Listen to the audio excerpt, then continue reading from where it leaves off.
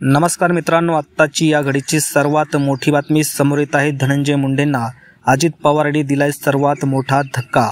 सविस्तर बातमी जाणून घेऊया। त्या अगोदर तुम्ही जर आमचं चॅनल सबस्क्राइब केलं नसेल तर सबस्क्राइब करून बेल आयकॉन नक्की प्रेस करा। मस्सजोगचे सरपंच संतोष देशमुख यांच्या हत्येचे संशयित आरोपी वाल्मिक कराड याला मकोका लावण्यात आलाय। वाल्मिक कराड हा धनंजय मुंडे यांचा निकटवर्गीय अत्यंत जवळचा माणूस आहे। त्यामुळे आता अजित पवार यांनी धनंजय मुंडेंना धक्का देण्याची तयारी दर्शवली आहे।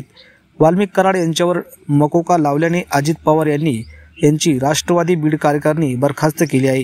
तर धनंजय मुंडे यांच्या राजीनाम्याची मागणी होत असतानाच अजित पवार यांनी धनंजय मुंडेंना पंतप्रधान यांच्या बैठकीपासून दूर ठेवल्याचे समजते।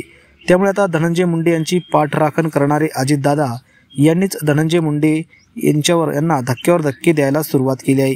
त्यामुळे आता अजित पवार धनंजय मुंडे यांची मंत्रिपदावरून हकालपट्टी करणार का, अशा चर्चा आता राज्याच्या राजकीय वर्तुळात सुरू झाली आहेत। तर मित्रांनो, तुम्हाला काय वाटतं? तुमच्या प्रतिक्रिया नक्कीच कमेंट बॉक्समध्ये व्यक्त करा। अशाच प्रकारचे व्हिडिओ पाहण्यासाठी चॅनलला सबस्क्राइब करून बेल आयकॉन नक्की प्रेस करा।